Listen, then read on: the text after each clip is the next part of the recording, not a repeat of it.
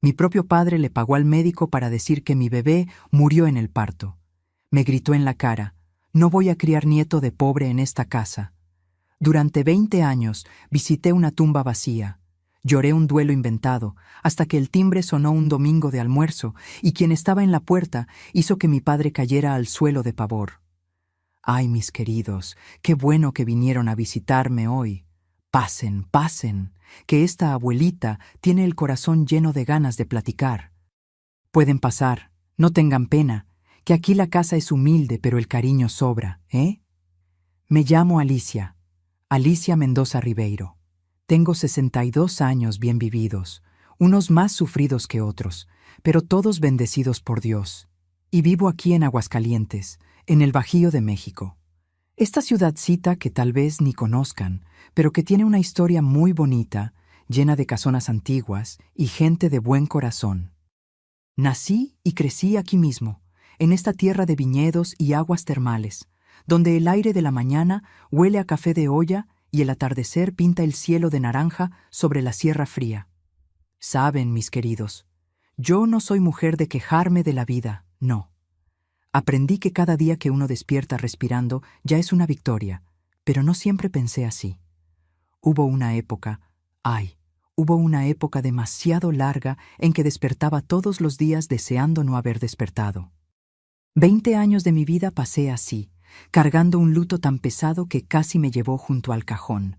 Un luto que, como van a descubrir, era una mentira cruel inventada por quien debería protegerme. Pero antes de entrar en esa parte difícil de la historia, déjenme hacerles un pedidito especial. ¿Puede ser? Es que esta abuelita se pone tan feliz cuando conoce a las personas que se detienen a escucharme. Así que cuéntenme aquí, en los comentarios, desde qué rinconcito de México o del mundo me están viendo y a qué horita del día encontraron este video. ¿Están tomando un cafecito de la tarde o ya es de noche, después de un día cansado de trabajo? Cuéntenme. ¿Sí? Yo leo cada comentario con cariño y me imagino a ustedes ahí del otro lado, como si estuviéramos sentados juntos en la mesa de la cocina platicando. Aprovechen y déjenle ese like al video, suscríbanse al canal y activen la campanita para que sigamos encontrándonos siempre. Vamos a crear esta cadena de cariño juntos. Que Corazón de Abuela tiene espacio para todos. Pues sí, mis hijos, hoy les voy a contar una historia que guardé por mucho tiempo. Una historia sobre lo que pasa cuando uno confía en las personas equivocadas. Sobre un padre que prefirió destruir a su propia hija antes que aceptar un amor que él consideraba indigno. Sobre médicos que vendieron su alma por dinero y sobre cómo la verdad, aunque tarde 20 años, siempre encuentra manera de aparecer.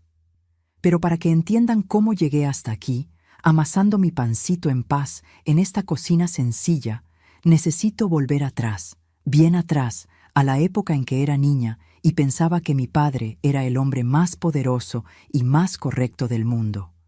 Mi familia, mis queridos, era lo que la gente de Aguascalientes llamaba gente de abolengo. Mi padre, Eustaquio Mendoza Ribeiro, era dueño de una fábrica textil que empleaba a casi 200 personas en la ciudad.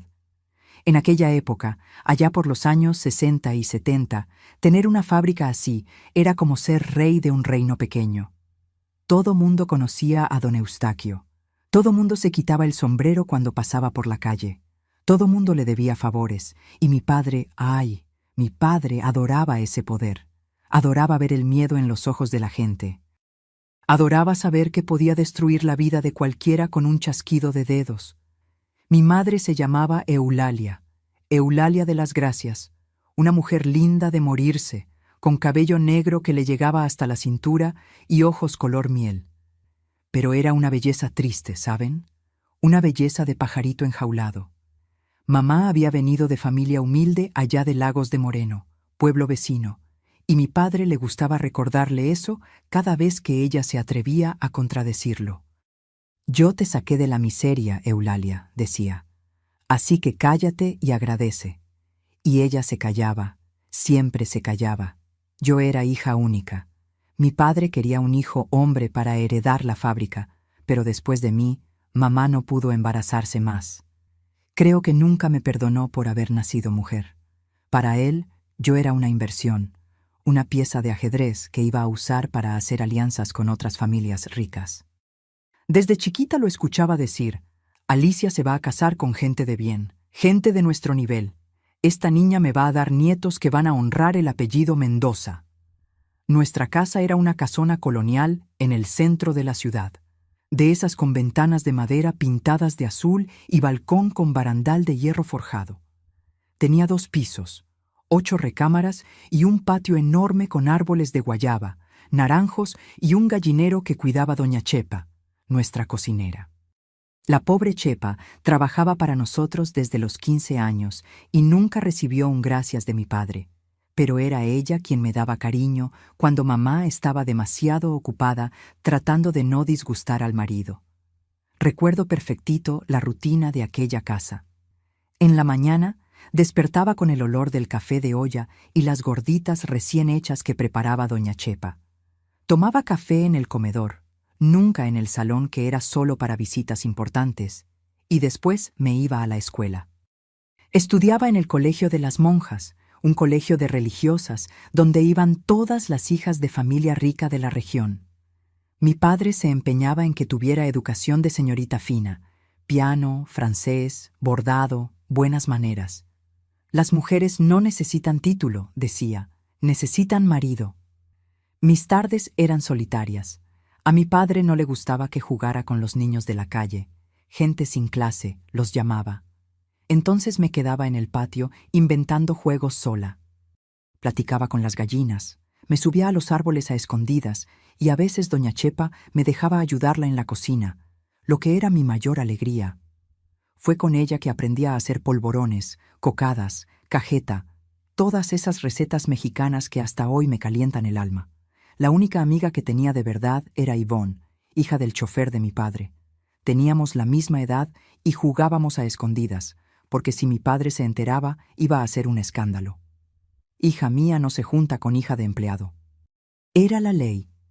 Entonces nos encontrábamos atrás del gallinero, lejos de los ojos de todos, y jugábamos a la casita, a las muñecas, a hacer comidita de lodo.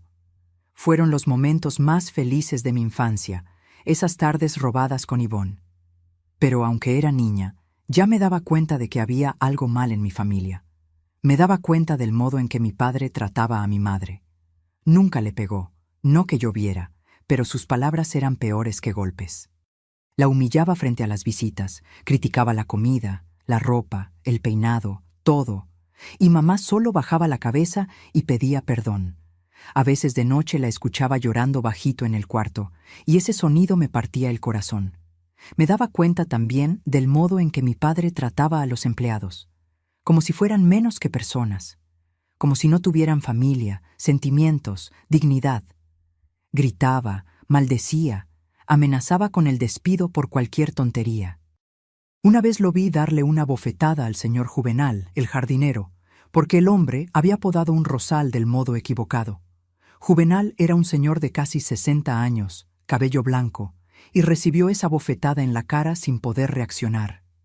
Esa escena quedó grabada en mi memoria, mis queridos, grabada a fuego. En aquella época, Aguascalientes era una ciudad tranquila, donde todos se conocían y los secretos de las familias ricas se guardaban bajo 7 llaves. La parroquia de San Antonio era el centro de todo. Bautizos, bodas, misa de domingo, todo pasaba ahí. Mi padre siempre se sentaba en la primera banca con toda la familia, haciendo pose de hombre de bien. El padre Venancio cenaba en nuestra casa una vez al mes y mi padre donaba generosamente a la iglesia. Nadie jamás sospecharía que detrás de esa fachada de familia católica ejemplar había tanto veneno. La sociedad de aquella época, mis hijos, era muy diferente a la de hoy. Las mujeres no tenían voz, las hijas obedecían al padre sin cuestionar. ¿Y los pobres? ¡Ay! Los pobres eran tratados como si fueran de otra especie. Mi padre respiraba ese prejuicio, se alimentaba de él. Para él, lo más importante del mundo era el apellido de la familia, las apariencias, el qué dirán. Sentimientos, amor, eso era cosa de gente débil. Crecí en ese ambiente, mis queridos. Crecí con miedo de mi propio padre, con lástima de mi madre, soñando con el día en que pudiera ser libre. Soñaba con casarme con un hombre bueno, diferente a mi padre, un hombre que me tratara con cariño. No sabía yo que el destino me iba a jugar una broma tan cruel, que me iba a dar exactamente el amor que soñaba, solo para después arrancármelo de la forma más brutal que puedan imaginar. Fue cuando cumplí 18 años que todo empezó a cambiar. Ese año, un muchacho nuevo llegó a trabajar en el jardín de nuestra casa. Era marzo de 1981 cuando Tiago apareció en mi vida. Yo acababa de cumplir 18 años. Mi padre había hecho una fiesta enorme, más para presumir que para agradarme. Estaba sentada en el corredor de atrás leyendo un libro cuando escuché una voz que no conocía. «Con permiso, señorita. ¿Sabe dónde está la casita del jardinero?» Levanté los ojos y lo vi por primera vez. Alto, delgado, piel morena del sol, cabello negro ondulado y los ojos más verdes que había visto en mi vida. Parecía tener unos 20 y tantos años. Usaba ropa sencilla, remendada, y sostenía un sombrero de palma en la mano, todo apenado. «El señor Juvenal se jubiló», dije, tratando de no tartamudear. «¿Usted es el nuevo jardinero?» Él sonrió. Y esa sonrisa, mis queridos, esa sonrisa iluminó todo mi mundo. «Sí, señorita, Tiago Fernández, mucho gusto». Tiago había venido de Calvillo, pueblo cercano, para trabajar en nuestra casa. Era hijo de campesinos, gente pobre pero muy honrada, y había aprendido el oficio de jardinero con un tío. Mi padre lo contrató porque cobraba barato y tenía buenas referencias. No tenía idea de que ese muchacho humilde iba a voltear el mundo de su hija de cabeza. Al principio, casi no nos hablábamos. Yo me quedaba en el corredor con mis libros, él cuidaba el jardín y solo eran buenos días y buenas tardes educados. Pero poco a poco, sin que me diera cuenta, empecé a fijarme en él. En el modo cariñoso en que trataba las plantas como si fueran hijos, en la paciencia que tenía para enseñarle a doña Chepa a hacer un huertito de hierbas de olor, en el respeto con que le hablaba a todos, del más rico al más pobre. Y él también empezó a fijarse en mí. Yo notaba las miradas, las sonrisas escondidas, el modo en que se ponía nervioso cuando pasaba cerca. Un día dejó una rosa roja en el corredor, sin tarjeta, sin nada, pero yo sabía que era de él, y mi corazón, que nunca había latido así por nadie, se aceleró. Nuestro acercamiento fue lento, lleno de cuidado y miedo. Nos encontrábamos a escondidas atrás del gallinero, el mismo lugar donde jugaba con Ivonne cuando era niña. Platicábamos de todo, sueños, miedos, familia, futuro. Tiago me contaba de su infancia difícil en Calvillo, de cómo perdió a su madre temprano y fue criado solo por el padre.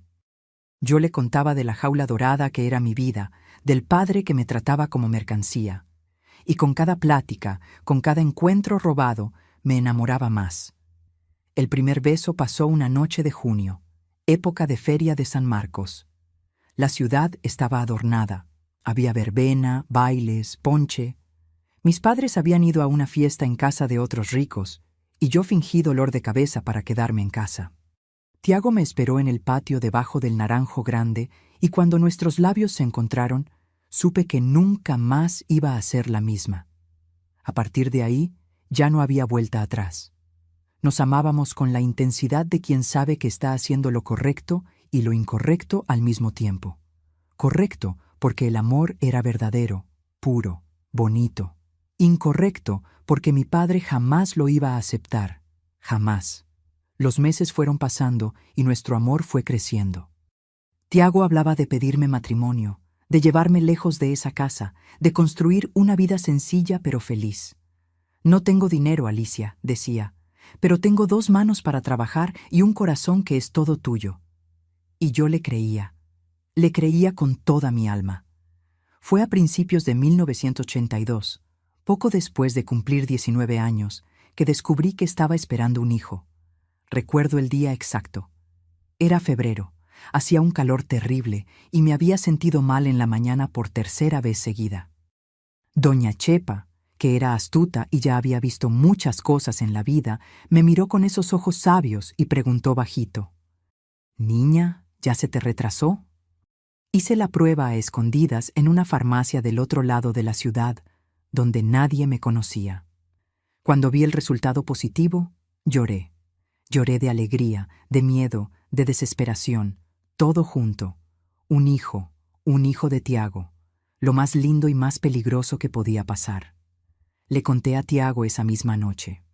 Se puso blanco como el papel, después lloró, después me abrazó tan fuerte que casi me rompió las costillas. Nos vamos, dijo, esta noche, ahora, antes de que tu padre se entere. Pero yo, tonta, pensé que podía resolver las cosas de otro modo. Pensé que si le contaba a mi padre, si le suplicaba, si le mostraba que Tiago era un hombre de bien, tal vez aceptaría. Tal vez. ¡Qué error, mis queridos! ¡Qué error tan terrible! Cuando junté valor para contarle, mi padre estaba en el despacho fumando un puro y revisando los libros de la fábrica. Entré temblando, las manos sudando frío, el corazón queriendo salirse por la boca, y hablé. Le dije que estaba embarazada. Le dije que el padre era Tiago. Le dije que nos amábamos y queríamos casarnos. El silencio que siguió fue el más espantoso de mi vida. Mi padre apagó el puro despacio, se levantó de la silla despacio y vino caminando hacia mí con una calma que helaba la sangre. Repite lo que dijiste. Habló con voz baja, controlada. Repetí, con la voz fallando, y entonces explotó. No gritó. Mi padre nunca gritaba, le parecía vulgar, pero las palabras que salieron de su boca fueron peores que cualquier grito. Dijo que yo era una desgracia, una vergüenza, una perra que se había revolcado con un muerto de hambre. Dijo que había manchado el apellido de la familia, que había destruido todo lo que él construyó. Dijo que no iba a criar nieto de pobre y bastardo bajo su techo. Vas a abortar ese hijo, sentenció. Tengo un médico amigo que resuelve eso. Nadie se va a enterar. Le dije que no. Por primera vez en la vida le dije que no a mi padre. Dije que iba a tener ese bebé, que amaba a Tiago, que nos íbamos a ir y nunca más tendría que verme la cara. La bofetada llegó rápida, certera, y me tiró al suelo. Mi madre, que había escuchado todo desde la puerta, empezó a llorar, pero no hizo nada, nunca hacía nada. No te vas a ir a ningún lado, mi padre dijo parado encima de mí. Y el jardinero va a aprender lo que pasa cuando se mete con la hija de Eustaquio Mendoza. Esa misma noche, mi padre mandó 2 golpeadores detrás de Tiago. Lo que le pasó a Tiago esa noche, mis queridos, solo me enteré mucho tiempo después. Los golpeadores de mi padre lo encontraron en el cuartito de atrás, donde dormía. Lo despertaron del susto, le hicieron las maletas a la fuerza y lo echaron en un camión de carga que iba lejos, muy lejos.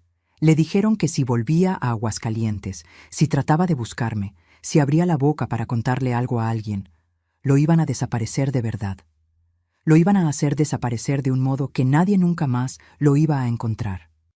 Y para asegurar que Tiago nunca volviera, mi padre regó por la ciudad que había robado dinero y joyas de la casa y había huido en la madrugada. Manchó su nombre, destruyó su honor, le quitó cualquier chance de volver con la cabeza en alto. ¿Quién iba a creer la palabra de un jardinero pobre contra la de don Eustaquio Mendoza, el hombre más rico y respetado de la región? Nadie, mis queridos, absolutamente nadie. Yo no sabía nada de eso. A la mañana siguiente, cuando desperté con la cara todavía ardiendo de la bofetada y el corazón en pedazos, fui a buscar a Tiago y encontré su cuartito completamente vacío. Ni una camisa, ni un zapato, ni una nota, como si nunca hubiera existido. Doña Chepa, con los ojos llenos de lágrimas y las manos temblando, me contó que se había ido de madrugada. Su padre resolvió todo, niña, susurró, mirando a los lados con miedo de ser escuchada. No pregunte más nada, por el amor de Dios. No pregunte. Mi mundo se derrumbó en ese instante. El hombre que amaba, el padre de mi hijo, había desaparecido como humo y yo estaba embarazada, sola, completamente en manos de un padre que me miraba con asco. Traté de huir. ¡Ay, cómo lo intenté, mis queridos! La primera semana esperé que todos durmieran, amarré las sábanas para hacer una cuerda y salté por la ventana de mi cuarto. Me lastimé el tobillo al caer, pero no me importó. Salí cojeando por el patio oscuro, el corazón latiendo tan fuerte que estaba segura de que me iban a oír. No llegué ni al portón. Mi padre había contratado guardias para vigilar la casa día y noche, y me agarraron antes de que alcanzara la calle. Me arrastraron de vuelta al cuarto de los brazos, las piernas raspándose en el piso mientras gritaba el nombre de Tiago. Mi padre apareció en la puerta del cuarto en bata, con esa calma terrible que helaba la sangre. No dijo una palabra. Solo me miró desde arriba, movió la cabeza como si yo fuera una decepción enorme y cerró la puerta con llave por fuera. Escuché el sonido de la llave girando, y ese sonido, mis queridos, ese sonido quedó grabado en mi alma para siempre. «Te vas a quedar ahí hasta que entres en razón», dijo a través de la madera gruesa, «o hasta que nazca esa criatura, lo que pase primero». Y así empezaron los meses más largos y más oscuros de mi vida. Mi padre me mantuvo prácticamente prisionera en ese cuarto durante todo el embarazo. La puerta estaba cerrada con llave por fuera y solo doña Chepa tenía permiso de entrar 3 veces al día para traer comida y vaciar la basinica. Las ventanas fueron claveteadas con tablas gruesas por dentro, dejando solo una rendija mínima de luz por donde yo trataba de espiar el mundo afuera. Vivía en la penumbra como un animal enjaulado, sintiendo mi panza crecer y mi corazón morir de a poquito, día tras día, semana tras semana.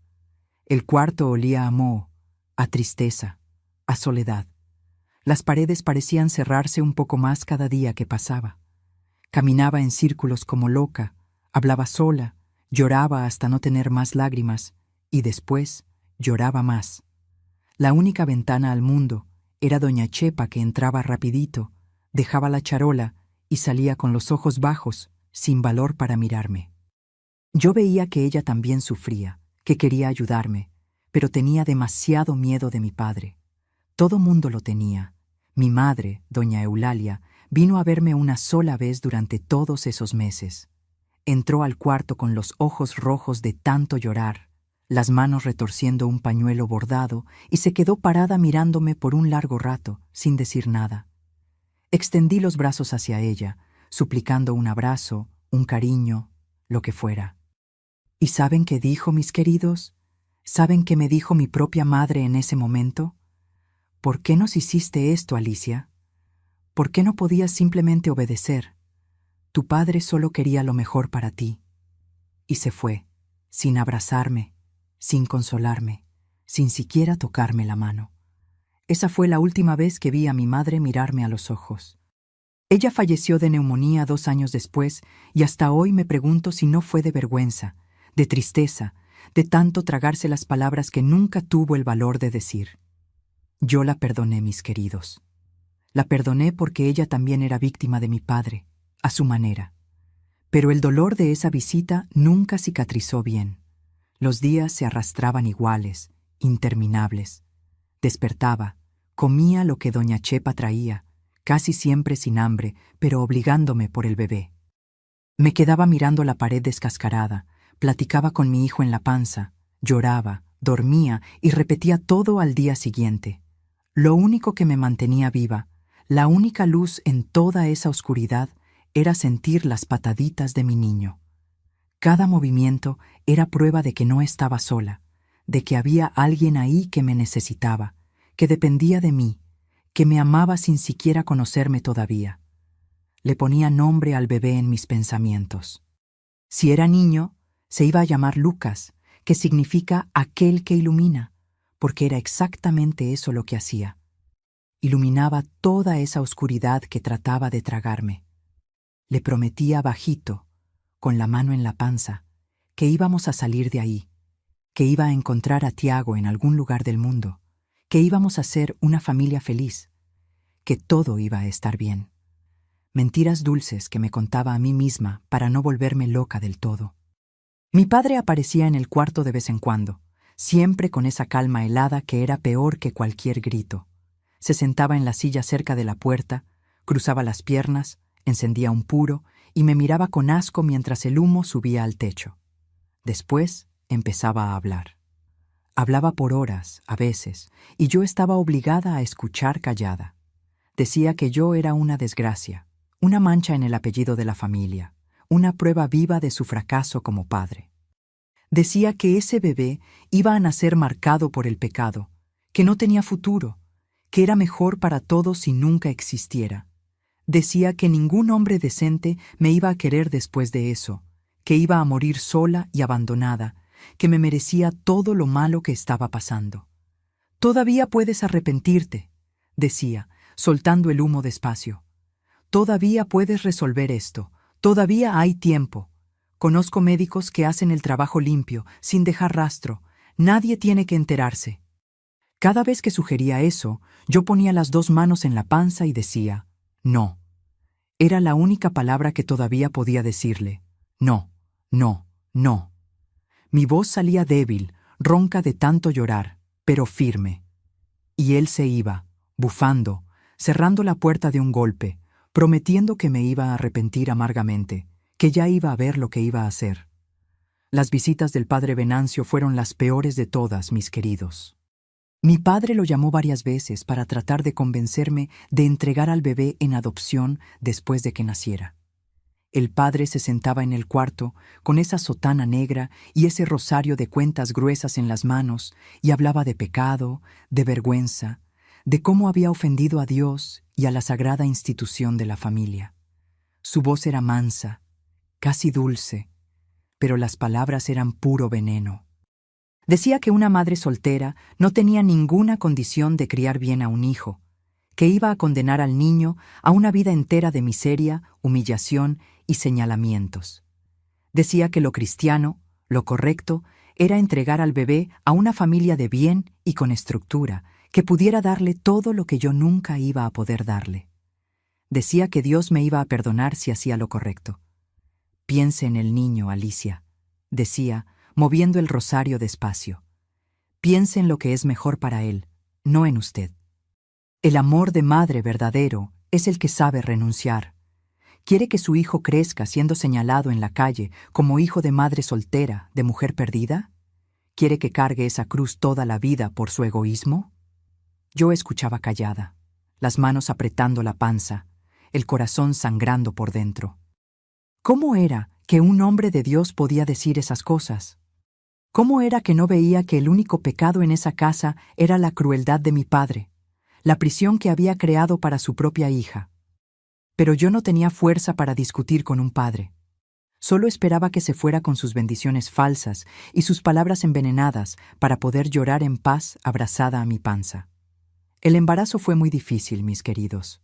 Casi no veía el sol, casi no me movía del lugar, comía mal, dormía peor todavía. El bebé crecía, pero yo me marchitaba. Tenía pesadillas terribles todas las noches. Soñaba que mi hijo nacía y desaparecía de mis manos, que lo buscaba por toda la casa gritando su nombre y solo encontraba puertas cerradas con llave, pasillos oscuros, risas crueles. Despertaba sudando frío, temblando, con las manos en la panza para asegurarme de que todavía estaba ahí, todavía estaba vivo, todavía era mío. Cuando llegó octubre, ya estaba enorme, exhausta, enferma de cuerpo y de alma. Apenas podía levantarme de la cama. Los médicos de la ciudad no podían atenderme. Mi padre tenía pavor de que alguien descubriera la situación y regara el escándalo por la sociedad. Entonces llamó a un médico de fuera, un tal doctor Heráclito Bastos, que vino de Guadalajara especialmente para hacer el parto. Yo no sabía en ese entonces, pero ese médico era amigo de infancia de mi padre.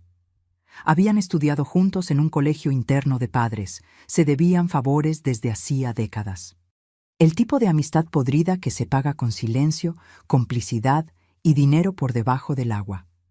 El parto empezó una madrugada de jueves, a finales de octubre. Desperté con los dolores rasgándome la panza, sola en el cuarto oscuro, y grité por socorro hasta quedarme ronca. Doña Chepa vino corriendo, la cara blanca del susto, y llamó a mi padre, que llamó al doctor Heráclito. Me cargaron a una de las recámaras de huéspedes que había sido preparada a las carreras, como una especie de sala de parto improvisada. Todo muy rápido, muy confuso, mucho dolor, mucha gente hablando al mismo tiempo. Recuerdo estar acostada en esa cama de sábanas blancas.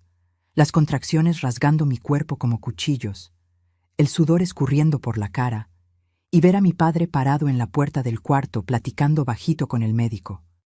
No podía escuchar lo que decían por mis propios gritos, pero vi claramente al médico asentir con la cabeza varias veces.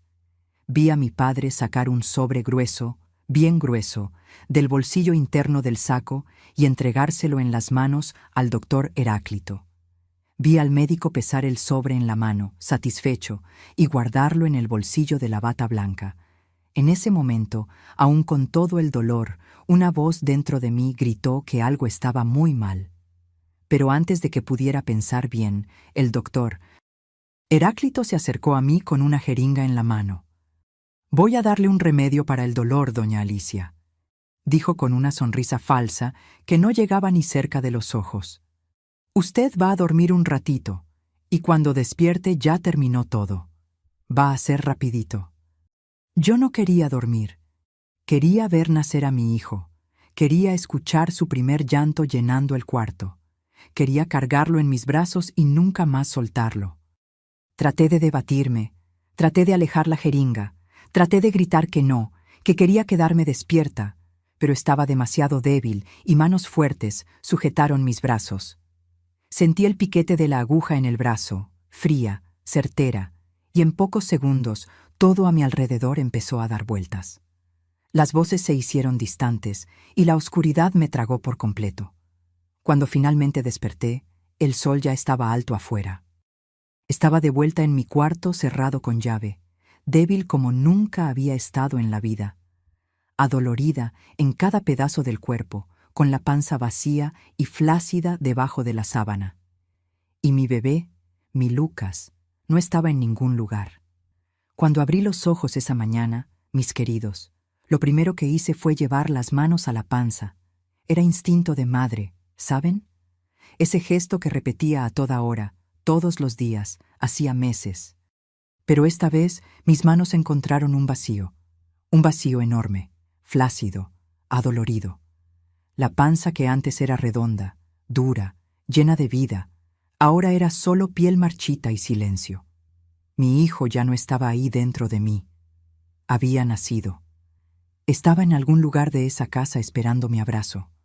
Traté de levantarme, pero mi cuerpo no obedecía. Estaba demasiado débil, mareada, con la cabeza dando vueltas como carrusel. Sentía un ardor entre las piernas, un dolor sordo en la espalda y una sed terrible. Aún así, junté todas las fuerzas que me quedaban, apoyé las manos en el colchón y grité. Grité con todo lo que tenía en los pulmones. «¡Mi hijo! ¿Dónde está mi hijo? ¡Tráiganme a mi hijo!». Mi voz resonó por las paredes de ese cuarto cerrado con llave y esperé. Esperé escuchar el llanto de bebé. Esperé ver a doña Chepa entrando con ese bulto de tela en los brazos. Esperé sentir el peso de mi Lucas en mi pecho. Pero lo que escuché fue el sonido de pasos pesados en el pasillo. Pasos de hombre. La puerta se abrió despacio, rechinando, y quien entró no fue doña Chepa con mi bebé. Fue mi padre, Eustaquio Mendoza en persona, vestido impecable como siempre, con esa postura de dueño del mundo que conocía desde niña. Y justo detrás de él, casi escondido en la sombra, el doctor Heráclito Bastos, todavía con bata blanca, con una expresión en la cara que nunca voy a olvidar mientras viva. Una mezcla ensayada de lástima y frialdad calculada, como un actor representando un papel que memorizó a las prisas. Mi padre se paró al lado de la cama, mirándome desde arriba con esos ojos duros de piedra pulida. No dijo nada, no extendió la mano, no preguntó cómo estaba. Solo se quedó ahí parado esperando, como si estuviera viendo una escena que él mismo había escrito. El médico se acercó con pasos cuidadosos, jaló una silla que estaba en el rincón del cuarto, se sentó cerquita de mí y tomó mi mano entre las suyas. La mano de él estaba helada, mis queridos. Helada como mano de muerto y temblaba levemente, casi imperceptible. «Doña Alicia», empezó, con voz mansa, entrenada, profesional. «Necesito que usted sea muy fuerte ahora. Necesito que me escuche con calma. ¿Está bien? ¿Puede hacer eso por mí?». Mi corazón se disparó en el pecho. La sangre huyó de mi cara. Algo dentro de mí ya sabía lo que venía. Ya sentí el peso de esas palabras antes de que fueran dichas, pero me negué a creerlo. Me negué con todas mis fuerzas. ¿Dónde está mi hijo?, pregunté de nuevo, la voz temblando tanto que apenas se entendía. Quiero ver a mi hijo. Tráigamelo aquí, por favor. Por favor. El doctor Heráclito bajó los ojos, desviando mi mirada. Movió la cabeza despacio, de un lado al otro, en un gesto que parecía en cámara lenta. Y entonces soltó la frase que destruyó mi vida, que partió mi alma en 1000 pedazos. Lo siento mucho, doña Alicia. Lo siento muchísimo. El bebé nació con el cordón umbilical enredado en el cuello. Tratamos de todo. Tratamos de reanimarlo. Tratamos todos los procedimientos, pero no resistió. El bebé nació muerto. Perdóneme. El mundo dejó de girar. El tiempo se congeló. El aire desapareció de mis pulmones y no volvió más. Escuché cada palabra que dijo. Cada sílaba entró en mis oídos, pero mi cerebro se negaba a procesar. No, no era posible. No podía ser verdad. Tenía que ser una pesadilla. Iba a despertar. Tenía que despertar. No, susurré, moviendo la cabeza despacio. Después más rápido, más rápido. No, no, no, no. Está mintiendo. Mi hijo está vivo. Yo sé que está. Lo sentí pateando ayer. Era fuerte, era sano. Está mintiendo. Tráigamelo aquí. Tráiganme a mi hijo ahora. Traté de levantarme de la cama en un impulso de desesperación, pero mi padre dio un paso adelante y me empujó de vuelta al colchón. Con una sola mano en mi hombro, ni siquiera tuvo que hacer fuerza. Estaba tan débil que cualquier niño podría haberme tirado. Caí de espaldas, el aire saliendo de los pulmones, las lágrimas finalmente explotando de mis ojos. «Deja de hacer ese escándalo, Alicia», mi padre dijo, con voz fría y controlada como siempre.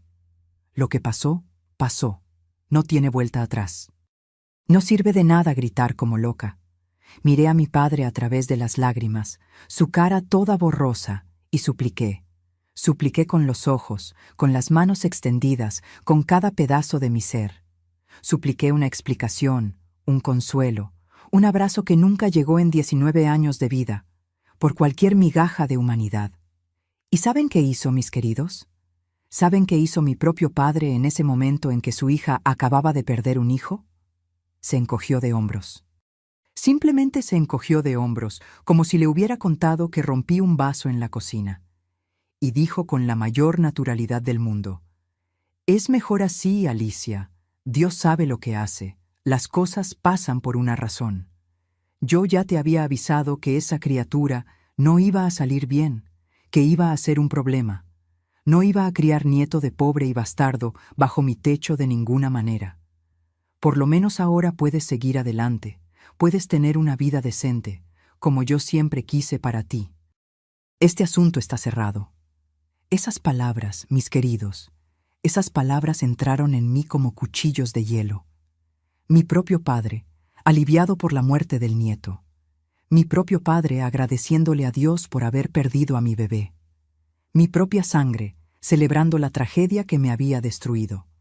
En ese momento, en ese exacto segundo, algo dentro de mí murió junto con la noticia. La hija obediente, la niña que todavía guardaba esperanza de ser amada, la mujer que creía en la familia. Todo eso murió ahí en ese cuarto. Lo que quedó fue solo dolor, un dolor tan grande que no cabía en mi cuerpo. «Quiero verlo», dije, la voz saliendo ronca, extraña, casi irreconocible. Voz de otra persona. «Quiero ver a mi hijo. Quiero despedirme. Déjenme por lo menos despedirme de él». El médico y mi padre cruzaron una mirada rápida, demasiado nerviosa, pero yo estaba tan destruida que casi no me di cuenta. «No es una buena idea, doña Alicia». El doctor Heráclito dijo, apretando mi mano con fuerza, casi lastimándome. «El bebé, el cuerpecito no está en buenas condiciones para ser visto. Es mejor que usted guarde el recuerdo de él en la panza, vivo, pateando. No necesita verlo así. Va a ser peor. Confíe en mí». «Pero el entierro», insistí, las lágrimas escurriendo sin parar, mojando la almohada, mojando todo. Quiero ir al entierro, necesito estar ahí, soy su madre, por favor. Ya nos encargamos de todo. Mi padre interrumpió, seco como piedra. El padre Venancio hizo una bendición particular hoy de madrugada, mientras dormías. El cuerpo ya fue enterrado en el panteón municipal, en una fosa común, sin identificación. No había por qué hacer alarde. Mientras menos gente sepa de esta vergüenza, mejor para todos, principalmente para ti. Sin identificación. Mi hijo fue enterrado sin nombre, sin la madre al lado, sin una flor, sin una despedida, como si fuera basura que necesitaba ser desechada rápido, escondida bajo el tapete, olvidada para siempre, como si nunca hubiera existido. Grité. Grité hasta que mi garganta se rasgó.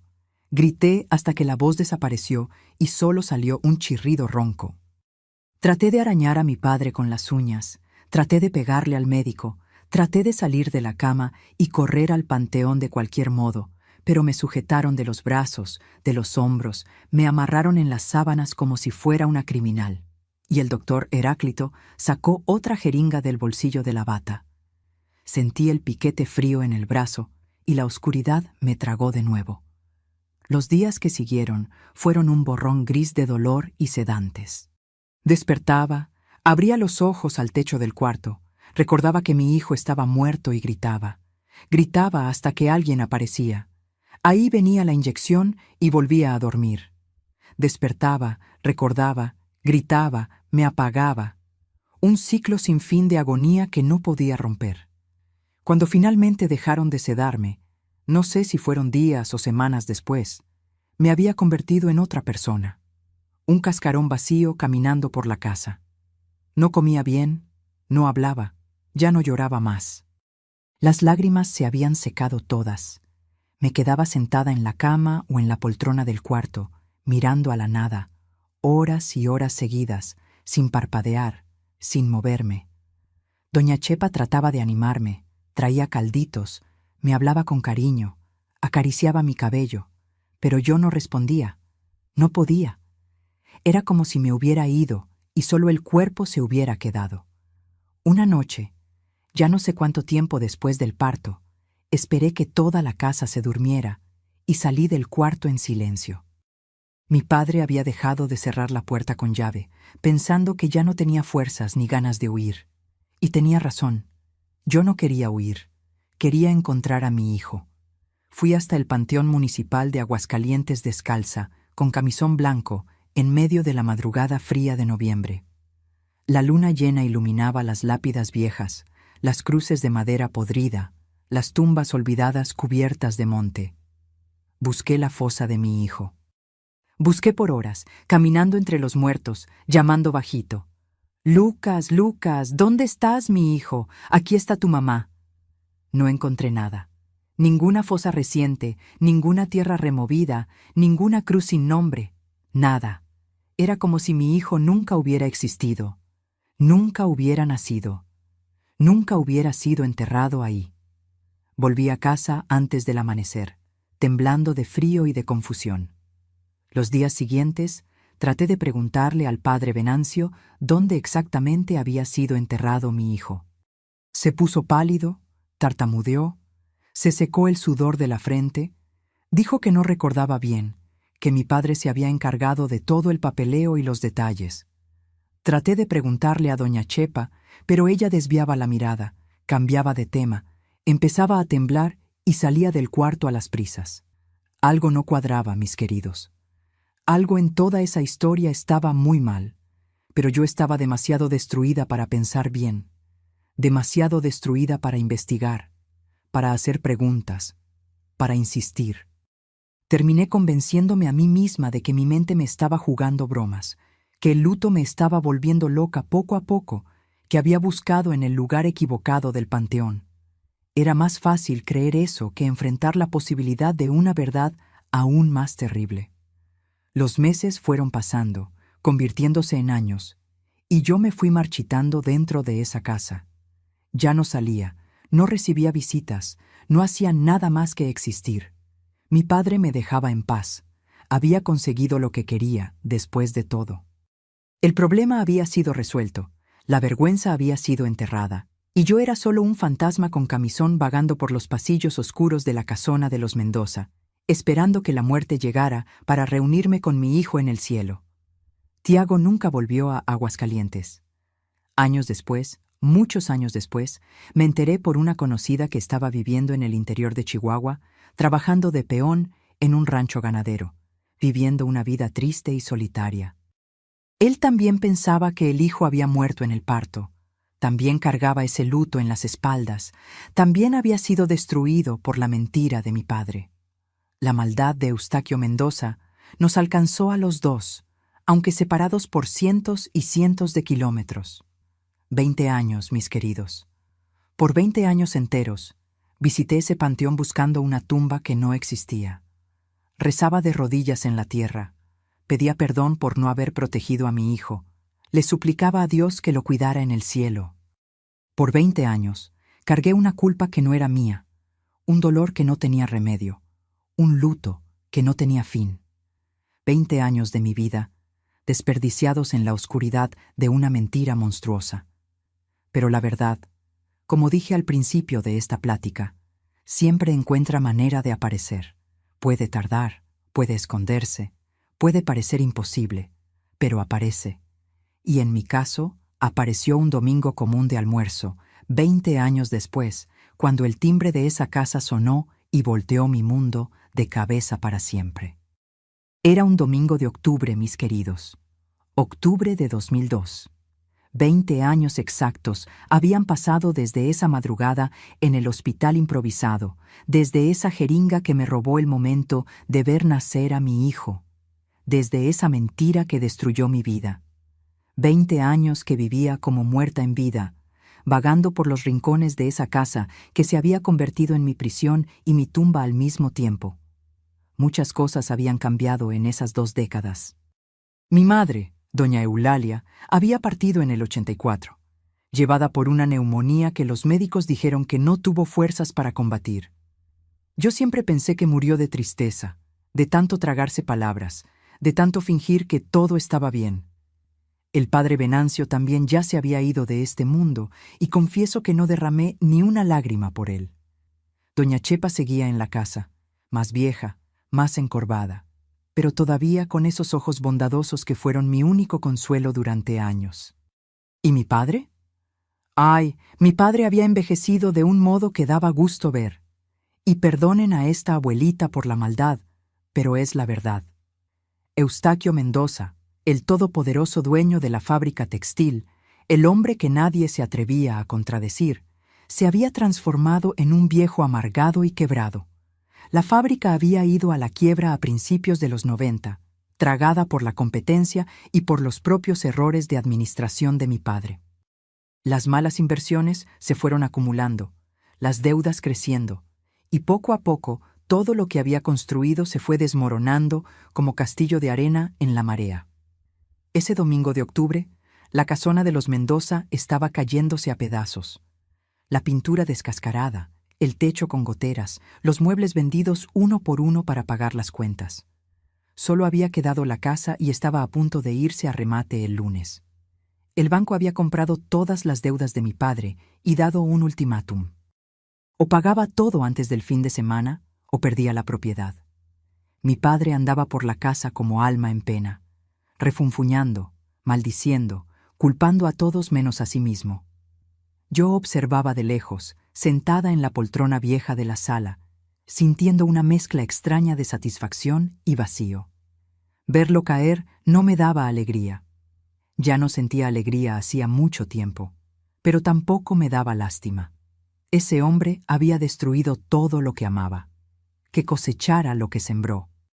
El almuerzo de ese domingo fue silencioso y triste. Yo, mi padre y doña Chepa, sentados en la mesa demasiado grande para nosotros 3, comiendo un pollo en salsa que apenas tenía sabor. Mi padre no paraba de quejarse. Mañana van a quitarme esta casa, refunfuñaba, masticando con rabia. 75 años de vida y voy a morir en la calle como un indigente. ¿Eso es lo que merezco después de todo lo que hice por esta ciudad? Yo no respondí. No tenía nada que decir. Solo quería que ese almuerzo terminara para poder volver a mi rincón y continuar mi existencia de fantasma en paz. Fue entonces que el timbre sonó. El sonido resonó por la casa vacía y nos miramos los tres. No esperábamos visita. Nadie visitaba ya a los Mendoza. Los amigos ricos habían desaparecido junto con el dinero y los que quedaban tenían vergüenza de ser vistos ahí. «Debe ser el oficial de juzgado», mi padre gruñó, aventando la servilleta en la mesa. «Vino a humillarme antes de tiempo. Deja que corro a ese buitre». Se levantó de la silla con dificultad. Las rodillas ya no eran las mismas, y fue arrastrando las chanclas por el pasillo hasta la puerta de entrada. Yo me quedé en la mesa, sin ánimo para levantarme, picoteando la comida en el plato. Escuché la puerta abrirse, escuché un momento de silencio, y entonces, mis queridos, escuché un sonido que nunca voy a olvidar mientras viva. Un grito, pero no fue un grito de rabia como esperaba. Fue un grito de puro pavor, un grito agudo, estrangulado, de quien ve un fantasma del pasado, de quien ve algo imposible justo enfrente. «No, imposible, estás muerto, tienes que estar muerto». Mi corazón se disparó. Solté el tenedor, que cayó en el plato con un ruido metálico, y me levanté de la silla de un brinco. Corrí por el pasillo, lo más rápido que mis piernas permitían, la sangre latiendo en los oídos, sin entender nada de lo que estaba pasando. Cuando llegué a la sala de entrada, encontré a mi padre tirado en el piso. Estaba sentado en el mármol frío, la espalda apoyada en la pared, blanco como el papel, temblando de pies a cabeza. Una de las manos señalaba hacia la puerta abierta y sus ojos estaban tan abiertos de un modo que nunca había visto. Parecía que iban a salirse de las órbitas.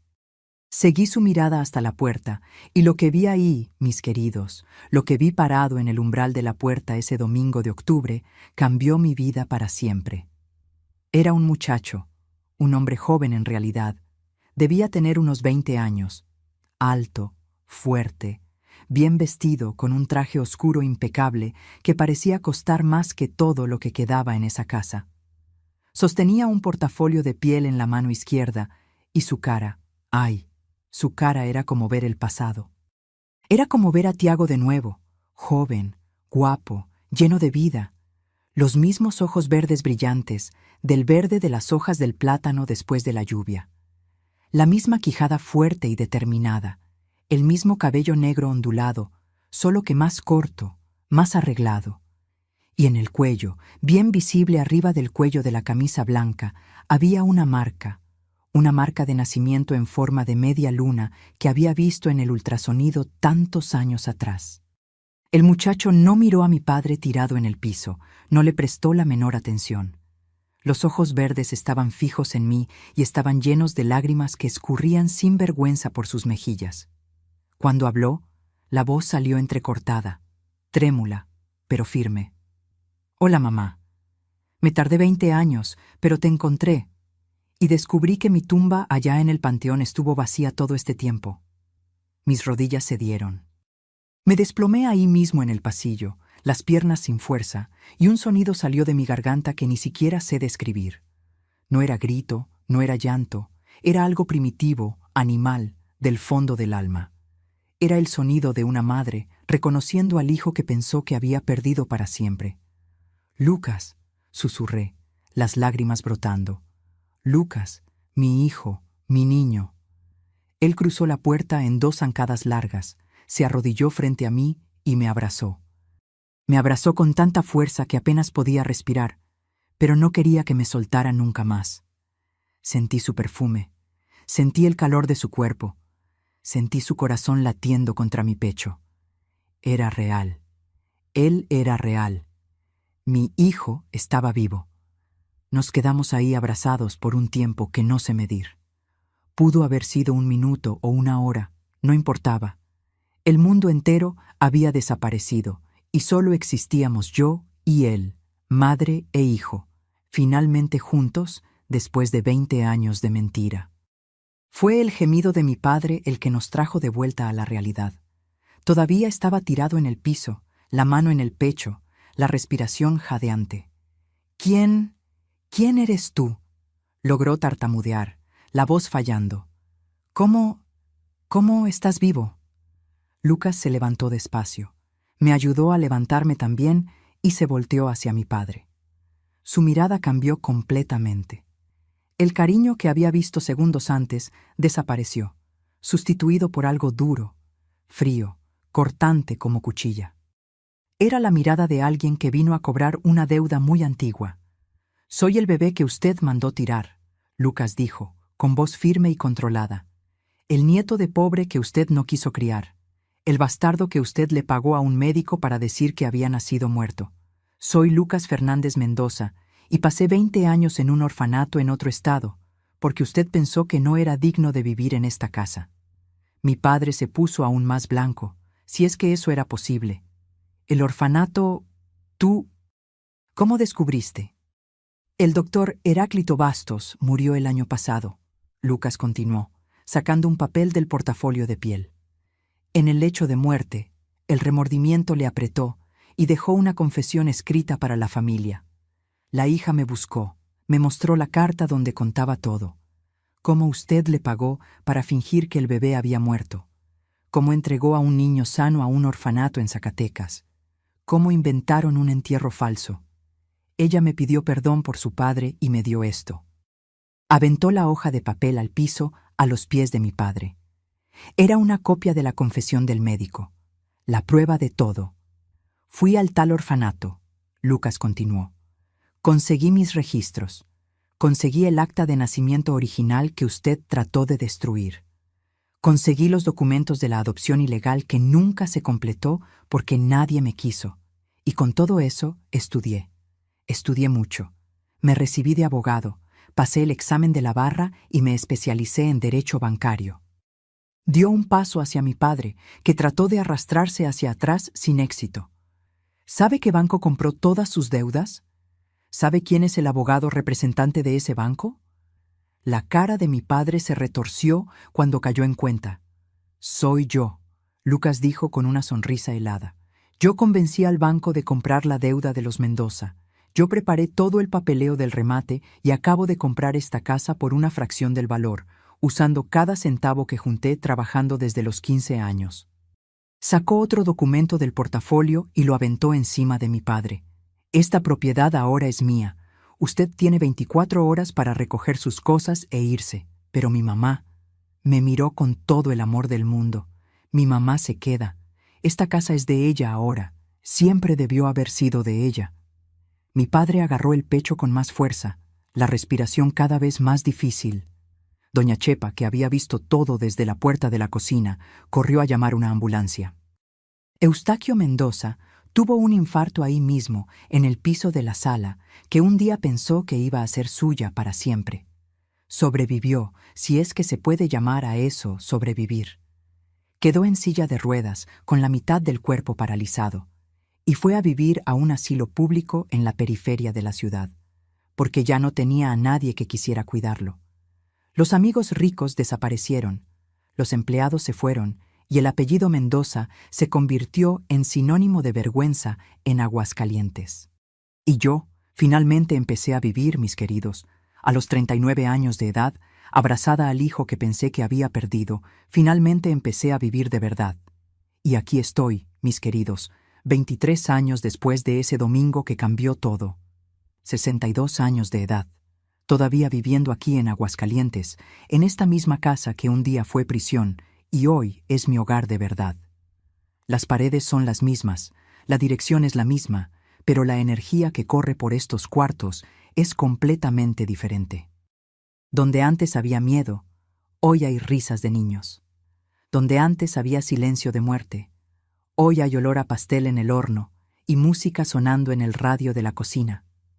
Lucas reformó la casa entera después de que la compró, o mejor dicho, después de que la compró para mí.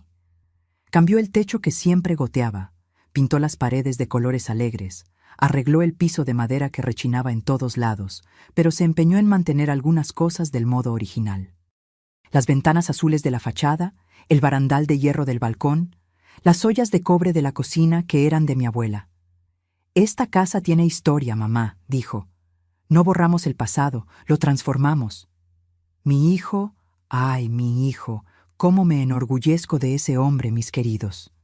Lucas hoy tiene 43 años. Es abogado respetado aquí en la región, casado con una muchacha maravillosa llamada Renata, que conoció en la universidad. Renata es maestra de historia en la escuela estatal, una mujer dulce y firme, al mismo tiempo que me trata como si yo fuera su madre también. Viven en una casa aquí cerca, a 10 minutos caminando, y casi todos los días vienen a visitarme. Y los nietos, mis queridos. Ay, los nietos son la cereza del pastel de esta vida nueva que Dios me dio. Tengo dos. Bernardo, de 12 años, que es igualito al papá y al abuelo, esos mismos ojos verdes que me conquistaron allá atrás. Y Melissa, de 8, que salió a la mamá y tiene un carácter fuerte que me hace reír todos los días. Los dos viven aquí en casa los fines de semana, ayudándome en la cocina, desordenando la sala, llenando estos cuartos de vida. Fue por ellos que empecé mi negocito de antojitos, ¿sabían? Todo empezó cuando Bernardo tenía como 5 años y me pidió que le enseñara a hacer pan. Pasamos toda la tarde amasando, esperando que creciera, metiéndolo al horno. Cuando el pan quedó listo, doradito y oloroso, él mordió y dijo: «Abu, este pan está buenísimo. ¿Por qué no lo vende?» Me reí en ese momento. Me dio gracia, pero la semillita quedó plantada. Hoy, 23 años después de recuperar mi vida, hago panes, galletas, pasteles y polvorones por encargo para toda la vecindad. Nada muy grande, no. Esta abuelita ya no tiene energía para fábrica, pero lo suficiente para mantenerme ocupada y para tener siempre gente pasando aquí en casa. Todos los martes y viernes de mañana, las vecinas vienen a recoger los pedidos, toman un cafecito conmigo, ponen al día la plática. Doña Chepa, que hoy tiene 84 años y vive en un cuartito atrás que Lucas reformó especialmente para ella, todavía me ayuda a separar los pedidos y atender a las clientas. Formamos un equipazo, ella y yo. Dos viejitas tercas que se niegan a parar. Deben estar preguntándose sobre Tiago, ¿verdad? El padre de Lucas, el hombre que amé con tanta intensidad cuando era joven. Pues bien, mis queridos, esa parte de la historia también tuvo un final bonito.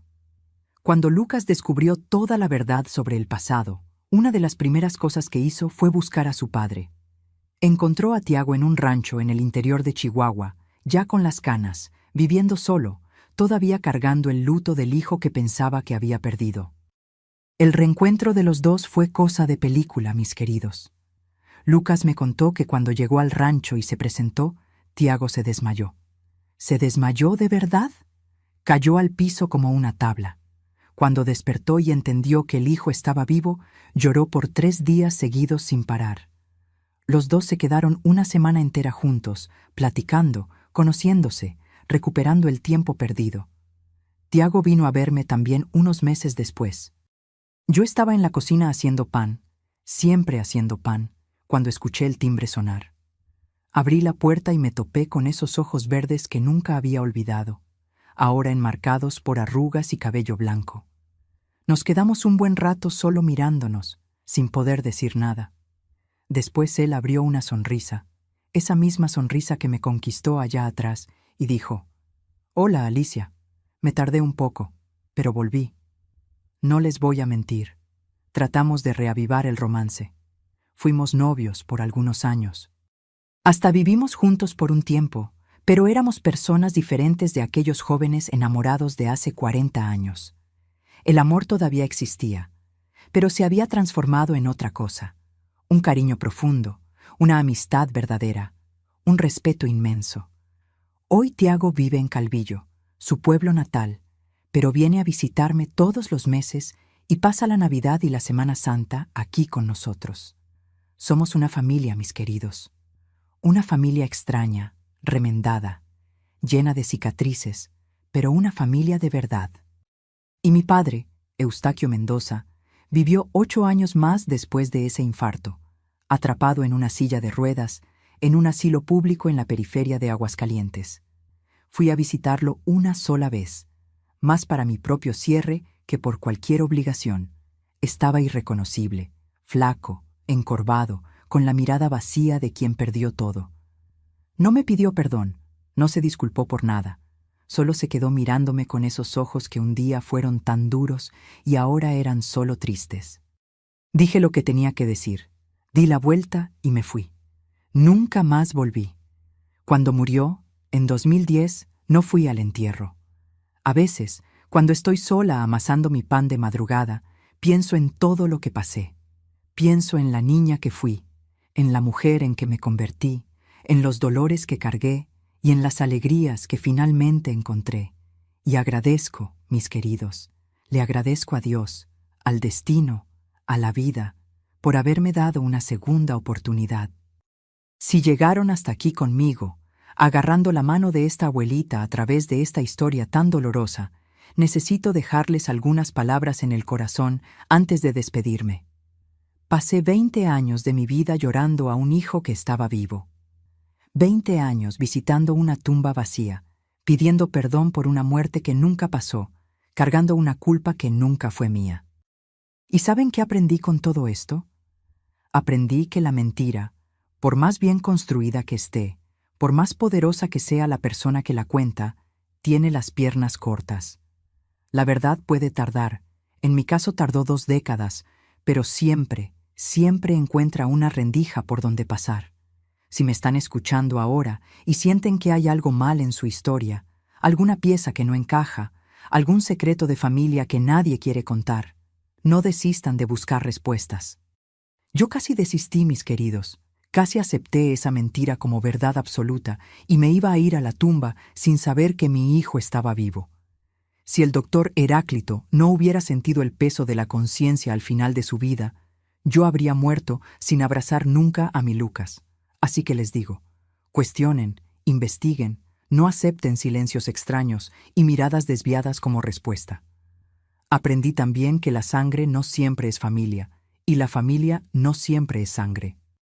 Mi padre era mi sangre, pero fue mi mayor verdugo. Doña Chepa era empleada de la casa, pero fue quien me dio cariño cuando mi propia madre no podía. El amor verdadero no viene con apellido ni con herencia. Viene con presencia, con cuidado, con respeto. Elegí no perdonar a mi padre, y no tengo vergüenza de decirlo. Hay gente que piensa que el perdón es obligación, que uno necesita perdonar para seguir adelante. Pero yo seguí adelante a mi modo, reconociendo la maldad que hizo, sin fingir que todo estaba bien. El perdón es elección, mis queridos, no es deuda. Y cada quien sabe el peso que puede cargar. Para quien está pasando por manipulación dentro de su propia familia, para quien siente que le están escondiendo algo, para quien carga un luto que parece demasiado extraño, les dejo mi abrazo apretado. Busquen ayuda en las autoridades de su país, en las organizaciones que protegen los derechos de las personas, en los profesionales que pueden orientarlos. No se queden solos en la oscuridad como me quedé yo. El mundo es grande y en todos lados hay gente buena dispuesta a ayudar. La vida me enseñó que uno puede renacer cuantas veces sea necesario. Yo renací a los 39 años, cuando pensaba que ya era demasiado tarde. Nunca es demasiado tarde, mis queridos, nunca. Ahora, antes de irme, esta abuelita quiere hacerles un pedido especial a ustedes que se quedaron conmigo hasta el finalito. Si esta historia les tocó el corazón, si conocen a alguien que necesita escuchar que la verdad siempre aparece, compartan este video, aprieten el botón de suscribirse ahora mismo, activen esa campanita para no perderse ninguna historia de esta abuela aquí, y déjenme un comentario escribiendo la palabra renacer. Solo quien se quedó hasta el final va a saber por qué esa palabra. Háganlo ahora. No esperen ni un minuto más.